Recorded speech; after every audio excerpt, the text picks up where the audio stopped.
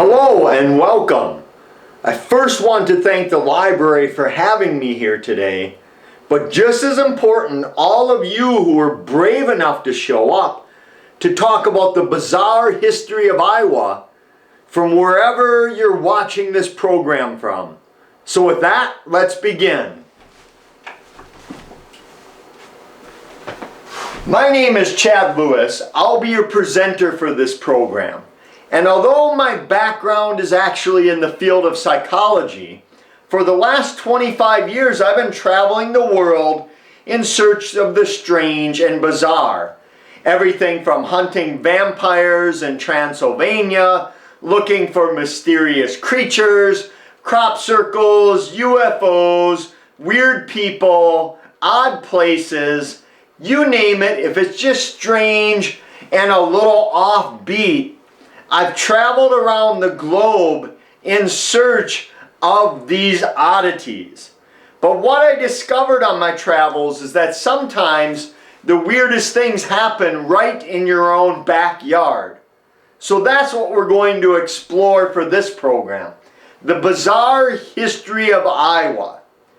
Most of the stories I'll be talking about today are from the late 1800s, early 1900s. Stories that were almost forgotten about bizarre Iowa. Now, if you listen to the rest of the country, they believe Iowa is weird in its own right.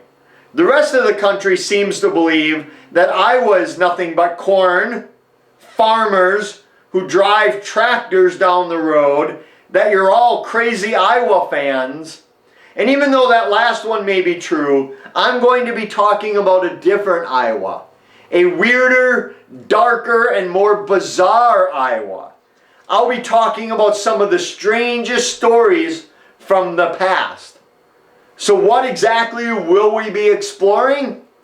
Well, everything from bizarre deaths and ghosts all the way down to psychic phenomena and UFOs.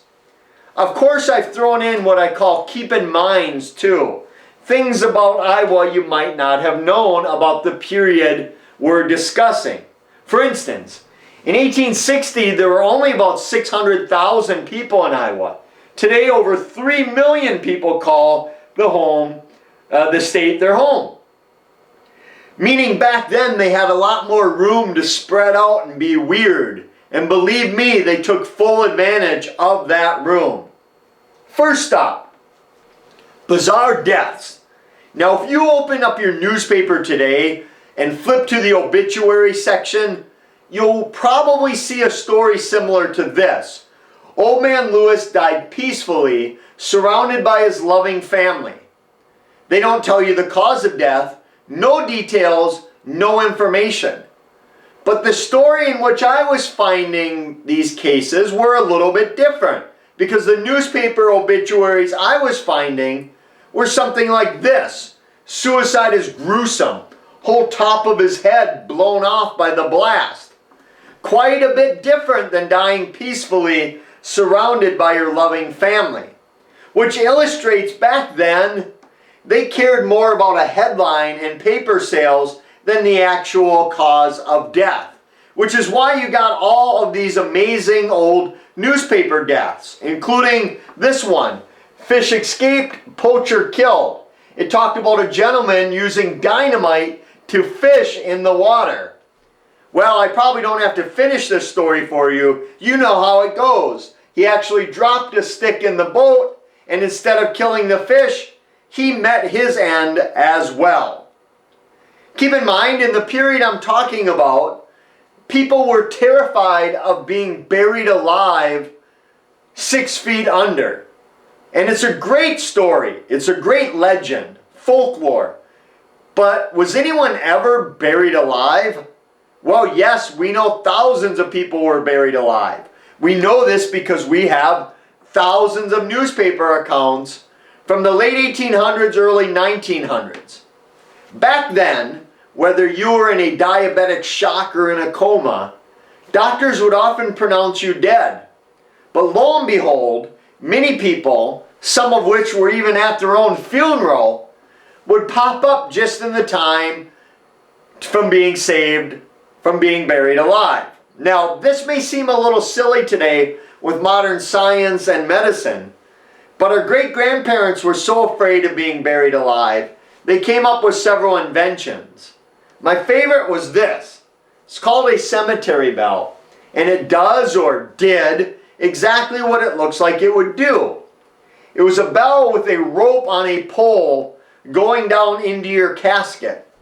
So if you awoke in time, all you'd have to do is tug that rope, it would ring the bell, and alert the caretaker who lived there that you had been buried alive and they could come and rescue you.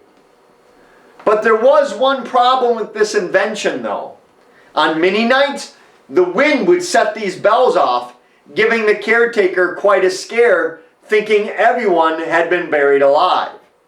It was also your responsibility to sit around your loved one's grave after they died to make sure that they didn't come back from the dead, that they were truly dead for good. Today, a lot of people love to get scared, whether it's a scary movie or an amusement park. They love getting frightened. But in the old days, getting frightened could cost you your life. I have dozens and dozens of stories of people who were frightened to death, such as this case where a clap of thunder and a storm caused this woman, age 76, to pass on. I have other cases where escaped horses and carriages caused death. People being audited for missing funds caused their death. People dropping dead when they heard their loved one had died. All kinds of ways to scare yourself into dying. But I'm going to move on from this topic. Not because I do not find it fascinating, I do, but because it's dangerous. I found dozens of stories of people merely talking about death when they dropped dead, as though talking about dying was enough for the Grim Reaper to pay you a visit. So I'm going to move on to our next category while I still can. Ghost and haunted places.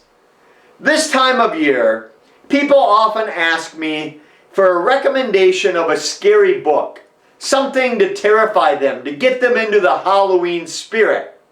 And since this is for the library, I thought I would go along this year, because I do have a book for you to read.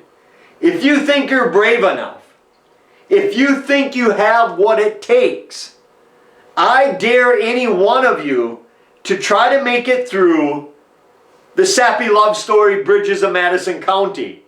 This book is so scary they made a horror movie about it. But when you're done with the book and the movie, go to the Bridges of Madison County in Winterset. More specifically, the Roseman Bridge, built in the 1800s, and right away it took on a reputation of being haunted.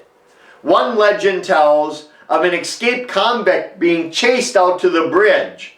In some versions, they surrounded him only to hear a big boom, like a cannon going off, and the man simply vanished into thin air from the middle of the bridge. A more sinister version of events tells they caught him, threw a rope up over the rafters, and took his life at the end of that rope. Regardless of whether either version's true, people had trouble going over the bridge at night.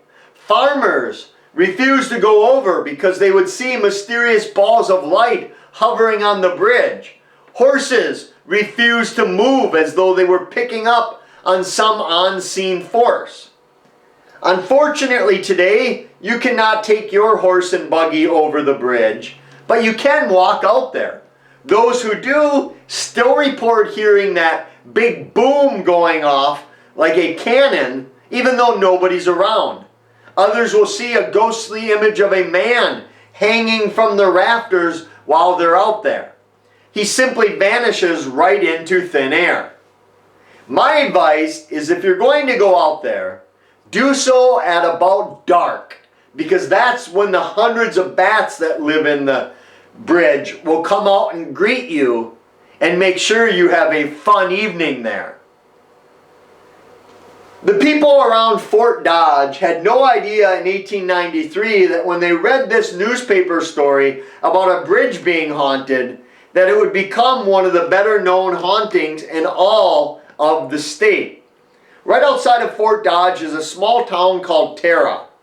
This is Terra Bridge, except the locals call this one Terror Bridge. The old newspaper stories go back about a man working for the railroad, pounding stakes into the ground when one shot up and decapitated him. That was all it took for his fellow railroad workers, big, strong, sturdy men who you wouldn't think would get spooked by anything, simply refused to cross over the bridge. Not only did they believe it was haunted by their fallen colleague, they believed it was haunted by a phantom train. They would see the light coming toward them of the train. They could hear the rumbling of the engine. They could feel the train moving down the tracks. But the train never arrived.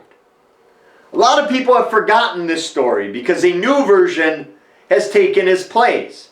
And the new version tells that many years ago, a distraught mother took her children out to the bridge. She had gone psychotic, lost her mind. And she waited. And she waited. Eventually a train came rumbling by, and one by one she tossed her children over to the oncoming train where they met their death. When all of her children were disposed of, she jumped over and joined them in death as well. Now the legend tells that when you go there, not only will you see the ghostly images of those children, but the legend is if you do not park your car and lock the doors and windows while on the bridge, the spirit of that murdering mother will try to throw you over as well. The last time I was there, I was with noted researchers Noah Voss and Kevin Nelson. I was down below here. They were up above. Not only did they not lock their doors and windows, they came over to the side of the bridge. They were up above hoping that the woman would appear.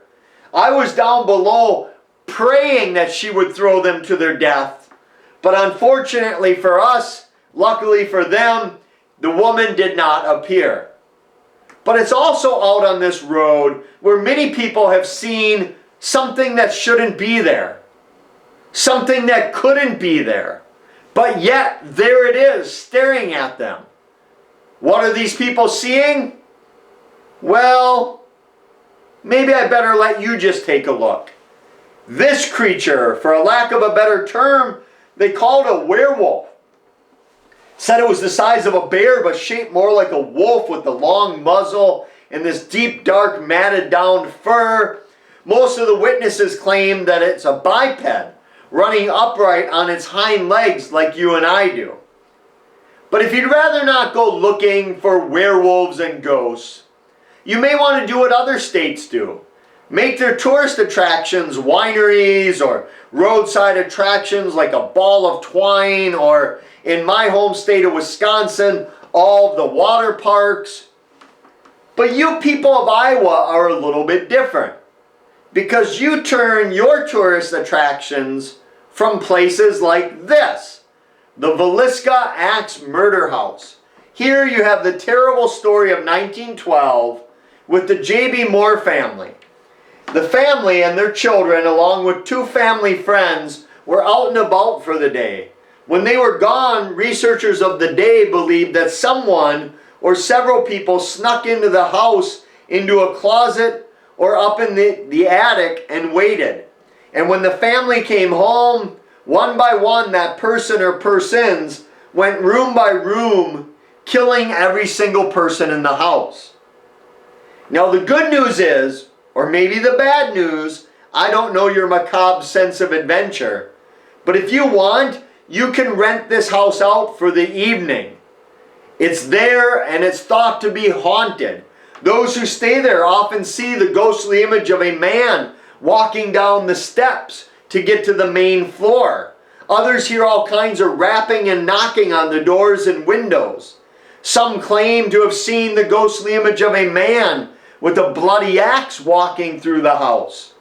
Period toys left out will move about on their own as though thrown by some unseen force. Others swear they've heard the cries of phantom children, presumably the children who met their end so many years ago. But if there's one haunted place you're looking to go to, I recommend you head to Iowa City to Oakland Cemetery. Actually, I recommend you don't go here because the locals, they don't call it Oakland Cemetery. They call it the Black Angel of Death. There's so many variations about this story that when you go there, they have a little pamphlet telling you all the legends and lore about the statue. The statue was put there by a woman who said her husband was not faithful during life and he needed an angel to look over him after death.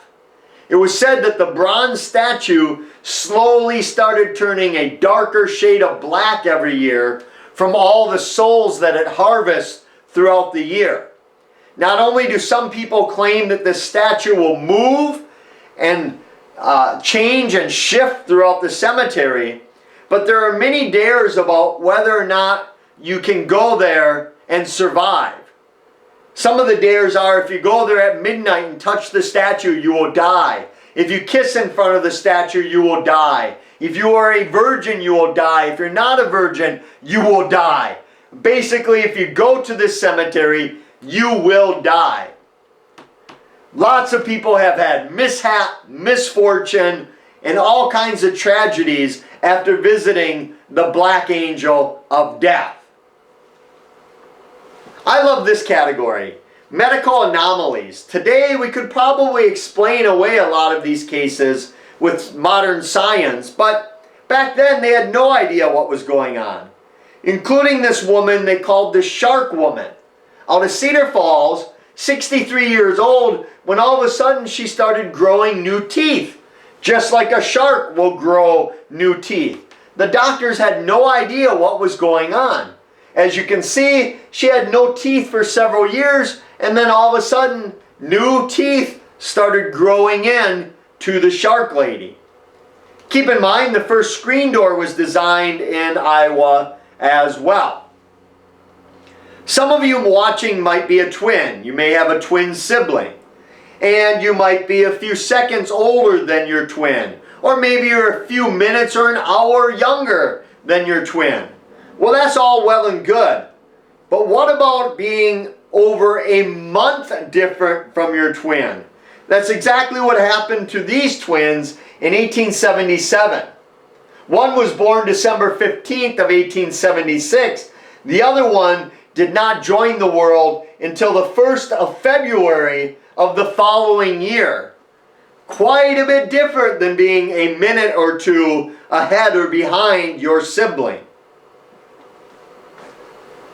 I love this category because this is a category where science says these creatures do not exist. Skeptics say they can't exist. Yet every year people in Iowa were coming face to face with these oddities. Including 1903, 20 minutes southwest of Des Moines was a small town called Van Meter. Van Meter was terrorized by a creature the newspapers were calling a monster of awful form, a winged monster creating a reign of terror. It all began late September one evening about 1 a.m. Local businessman was coming home late at night when he saw what appeared to be a light hovering above a building. He slowed down thinking it might be a bank robber or an intruder. When he came to a stop, the light disappeared and then reappeared on the other side of the street on top of a building in a matter of a second. Some say it flew across the street. The next day, nobody paid much attention to Mr. Griffith's story. That is until that following evening, local doctor, Dr. Alcott, was sleeping above his office building when he was awoken in the middle of the night by a strange light flashing in his room. He went over to the window to see what was causing the light. And when he looked down onto the main drag of Van Meter, he spotted this creature standing there. Said it was 7 to 8 feet tall had giant leather bat-like wings, a horn on its head that could project light. I have to give Dr. Alcott credit.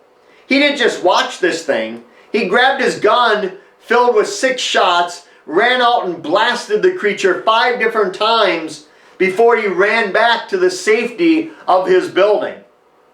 The next day the town was split. Half thought it was a monster. The other half thought it was a hoax or a bank robber. One of those was the bank manager, Mr. Dunn. Mr. Dunn left his family at home, went to the bank to protect the town's money from the robbers. About 1 a.m. he heard the sound of somebody strangling outside, choking.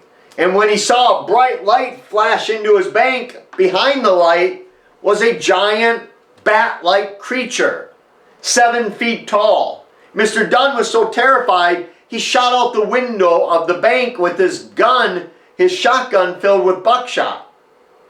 But he must have missed, or it had no effect on the creature. Several more nights the townsfolk saw this thing. They blasted it with everything they had. Finally, on the 5th night, they believed it was coming from an old abandoned coal mine on the outskirts of town. And just before daylight broke, it came back to that mine. The old brick and tile factory workers were working there. They had a posse gathered. They shot at it so many times, the newspaper said they could have sunk the Spanish fleet.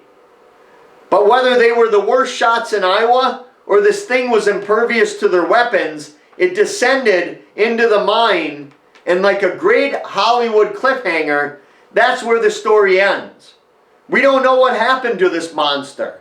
I'm standing over the remains of where the mine was.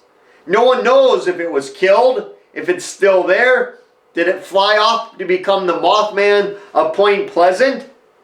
I'll leave it up to you to visit, because every year on the last weekend of September, the town of Van Meter hosts the Van Meter Visitor Festival, where you will get a chance to see the monster for yourself. The bad news is we just missed it, but the good news is that gives you almost an entire year to get your weapons in order to hunt this monster. Keep in mind, many thought it might be someone hoaxing the Van Meter Visitor. But the average height of an American male back then was only 5 feet 6 inches. In fact, the largest person ever on record was that of Robert Wadlow of Alton, Illinois. He died while still growing. He was a wee bit short of being 9 feet tall. They have a life-size statue of him down in Alton, Illinois. You can see how gigantic he truly was. Here I am on one of my expeditions over at Loch Ness looking for the Loch Ness Monster. I'm the one in the blue without the really cool beard. But little did I know, if I wanted to see sea serpents, I should have stayed in the Midwest. Well, the Mississippi River, that is. Back in the late 1800s, early 1900s, people were terrified of the Mississippi River. They believed man-eating fish were in the river. The sea captains came up and spotted these giant leviathan of the deep in the river, claiming that they were 9 feet long, 250 pounds, covered in a thick scale-like armor that a bullet could not even pierce. Parents were terrified. They did not allow their children to play down by the Mississippi River because they were finding men were drowning in the river, and they blamed it on these man-eating fish. The reason being is when they pulled the men out, they all had deep claw marks or scratch marks on their calves and ankles, as though something grabbed them, pulled them out to their watery grave, and drowned them. But then the newspaper said, don't worry, it's okay, you can go back to the Mississippi River. It's nothing more than a couple alligator gars swimming around. Which is all well and good when you don't know what an alligator gar looks like. But when you see that this is a garfish, it's a little different story. Because if a 10-foot garfish swims up against you, it's going to seem like a sea serpent. And in fact it is. It's just one that we happen to know about. Others believe it's something bigger and much more sinister in the Mississippi River. And you're not alone. For the relatively small number of lakes you have in Iowa, you have a lot of sea serpent stories. Lake Okoboji, the Raccoon River, Spirit Lake, all kinds of weird, giant monsters of the water inhabiting your lakes, rivers, and streams. Keep in mind, Dubuque has the distinction of being the oldest city in Iowa, 1833. This next category, the stories were so bizarre they didn't fit into any known category, so I made their own category for them, including saloon keepers are liable for people being intoxicated. Believe it or not, in 1903 there was still a law in Des Moines about saloon keepers being liable for people had developed a drink habit. Mostly it was wives suing the bartenders and shop owners because their husbands could not control their drinking. Only in Iowa would you have this. I'm from Wisconsin. We didn't have this because everyone would be bankrupt very quickly if that was the law in our state. Or how about being duped by gypsies? This is an interesting case, and it talks about a man who claimed that he was tricked by a fortune teller out of his money. Well, that doesn't seem like something a fortune teller would do, but regardless, that's what happened. Notified the local authorities. They came out and were able to get his money back for him. They said if they got his money back, there'd be no charges against the gypsy or the Roma people. They also said that the gypsy camp was flooded with all kinds of gold and money, that it was a very wealthy camp. Believe it or not, this Algona cemetery in the 1960s, your governor wanted to turn this place into a tourist destination. The reason being it's one of the few known gypsy cemeteries to remain in the United States. When the Roma people moved through Iowa, oftentimes when they died, they'd be buried where they dropped dead. And of course, many cemeteries would not want them to be buried inside the cemetery proper. So they would create their own cemetery on the land, is exactly what they did here. Of course, many believe this place is haunted. That the dare is if you jump over or walk over the gate to get into the plot, you'll be cursed with bad luck until the day you die. Many believe that these gates, these iron gates, were put up to keep us out. But in actuality, they were put up to keep spirits in. The old beliefs were that ghosts could not pass through iron. So if you wanted somebody to remain dead and not come back and seek revenge on you from the underworld, you'd put an iron gate around their grave or an iron bar on their casket to protect you from coming back and doing harm. Iowa has a long history of unique people in this state, including in Britt, Iowa, where they have the National Hobo Convention. Every year, hundreds of hobos from around the world, along with thousands of non-hobos, gather to celebrate the hobo culture. If you've never been to a hobo convention, I highly recommend it. It's a lot of fun. You can even sleep in the hobo jungle if you so choose. In Marshalltown is one of my favorite oddities, a place called the Death Chair. For decades, people have talked about this chair as being cursed. That if you go out there and sit on the chair, stand on it, or merely touch it, you'll be cursed with bad luck to the end of your days. Every year, I hear from a handful of people who claim that when they went and did the dare, they were involved in a minor car accident. They broke up with their significant other. They lost their employment. Even death is said to take place. We don't know anything about this chair. Cemetery records do not indicate who bought it, who it's a memorial for, or why it's there. But what we do know is that for many, many decades, people claimed that it is a cursed chair. After a recent program I did in Marshalltown, a woman came up to me and said that as a young girl, her Girl Scout group went out to the chair as part of a local history project. Of course, none of them wanted to sit in the chair except one brave little girl. Now, many decades later, they recently had a reunion for all of those Girl Scouts. All the Girl Scouts showed up except one woman who is no longer alive. Anyone want to guess which one? According to that witness, it was the same young girl who sat in that chair. You're probably thinking this is nothing more than superstition and folklore.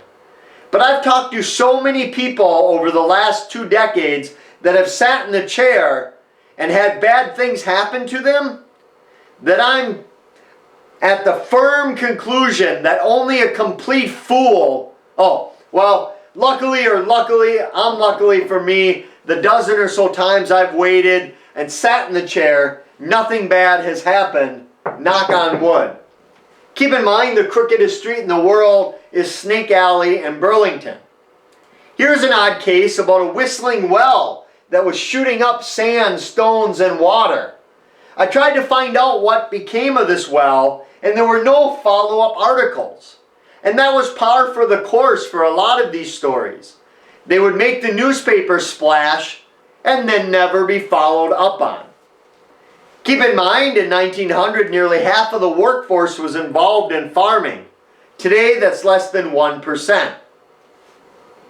I love this category. Don't worry, you're not going to see any of your in-laws or neighbors in here. It's too long ago. But does anyone recognize this location in Iowa? Sorry, bad joke, cornfield in Iowa. But you will recognize this when I tell you this is the spot where music died. 1959, Buddy Holly, Ritchie Valens, and J.P. Richardson, the Big Bopper, were all playing the winter dance party down at the Surf Ballroom. They had just finished the gig when Buddy Holly was upset because their tour bus kept freezing up and breaking down on him. So he hired a plane to take him and 2 other musicians to the Fargo, North Dakota area for their next event. The following morning, when the plane never arrived, they sent out a search party. They didn't have to search far. Just north of Clear Lake, they found the crashed remains of the airplane. All 3 of the artists and the young, inexperienced pilot were all dead on the scene. Some years later, they made a makeshift memorial for the artist, and people walk about a quarter mile out to get to the spot where the music died. And this is where people have left their offerings, and they take comfort and solace that the music of these artists will continue on forever. Just another weird Iowa bizarre event. Or what about this person, crazed by his bride? A young woman came over from Wales to marry an Iowa man, but as soon as she got here, he went crazy and started attacking his bride for some unknown reason. Not a very warm welcome to Iowa for this young woman. I wanted to see what happened. Maybe she went back to Wales, or she met someone else, maybe a nice person, a nice suitor from Wisconsin that would not go crazy and attack her. Keep in mind the Kate Shelley Bridge in Boone is the highest double-track bridge in the world. It's also thought to be haunted. I hope the old Pope did not read this next story because it tells of a woman who was given an inheritance. The only stipulation was she had to become Catholic in order to receive the $30,000, which at the time was about $1 million. But she told the newspaper she couldn't do it. She could not convert to Catholicism. And she could not accept the money and say she converted because that wouldn't be honest. She felt like it wouldn't be the right thing to do. By the sounds of it, it looks like she didn't need religion. She was already a pretty honest and forthright person. So she did not get the inheritance. But don't feel bad. The money went to an orphanage, so it did go to a good cause. People in the old days loved to walk, not only for sport, but for exercise and sometimes just out of necessity. So let's say you were in a bar and someone bet you of how many miles you could walk in 48 hours. What would that number be? For some of you, a few miles, some others, a few dozen. Well, this next gentleman did 100 miles in 40 hours. He lost 15 pounds of weight because he was in a bar, of course, and with the dare, or the bet, was if he left at 7 p.m. in Waterloo, he had 2 days to make it to Dubuque. He made it with 8 hours to spare. Remember, this was at a time when there wasn't a Casey's General Store on every corner where you could fill up with food, snacks, and beverages. Quite an amazing feat of that day. How about all these wild men that were seen out in the country? This one, they said, was of a gigantic stature, covered with hair, looked like some gorilla or large ape. And wild men back then were often described as being one of two types of things. One, that old vagrant that lived on their own out in the woods with their long whiskers, their beard. The other version, much like the one we just saw, seemed to be more of what we would consider a Bigfoot, a Sasquatch, a Yeti, a Yowie, the abominable snowman. Huge, gigantic, 7 feet tall, covered in weird fur, walking upright like you and I do. Very strange, these wild men. What they were? Maybe a little bit of both. Keep in mind the red delicious apple originated in Iowa as well. Psychic phenomena. I love this category, and I have dozens of this next story where people could predict their own death. Oftentimes they had a vision that they were going to die. So they go around telling everybody in town they were going to die at a certain time on a certain date. And lo and behold, the person did die on that date of natural causes. Not by their own hand, but they saw death coming, and they saw it coming very quickly for them. Keep in mind, in 1800, the average income was only $380. This next budding hypnotist was stopped before he could do harm. A 16-year-old boy started hypnotizing friends at school, some of the younger kids. Teachers found out about it and stopped him before he wanted to break a bunch of bricks with a sledgehammer over their bodies. Luckily, nobody was hurt. This next case is really interesting because a husband and wife believed they were being hoodooed or cursed. Hoodoo was another way of saying somebody was cursing you through magic like voodoo. The reason they thought they were being cursed is all of the other farms in the area were producing a lot of milk and crops. Meanwhile, their farm was struggling. So they believed a neighbor, she put a curse on them and hoodooed them, and they wanted it to stop. Of course, it couldn't be bad farming practices. It had to be a witch cursing you, even in 1901. The last category we're going to explore today is that of UFOs, unidentified flying objects. Skeptics claim that the only reason people believe in UFOs, the only reason people see UFOs, is because of Hollywood. TV shows like The X-Files and Unsolved Mysteries, movies like Men in Black and Independence Day, that's why we see UFOs. Hollywood has trained us to. But what you'll see here in this program is that people in Iowa were seeing weird things in the sky long before Mulder and Scully were out there investigating, including this story of an airship passing through. Now, the date of 1897 is rather significant because in 1897 we had the largest flap of UFOs in our history. Thousands of people in hundreds of Midwestern cities saw these giant lights and ships fly over their community. You could follow the stories of these weird aerial monsters in 1897 as they moved from one city to the next. People would gather in a town waiting for the airship to arrive. Some say they even talked with some of the occupants, but they could not understand the language they were speaking. These stories continued on. Many times these weird lights would appear as spook lights. This one appeared in a cemetery in Monticello, and they talked about nobody would be able to find out what was going on. People used to camp overnight in the cemetery, watching for these balls of light.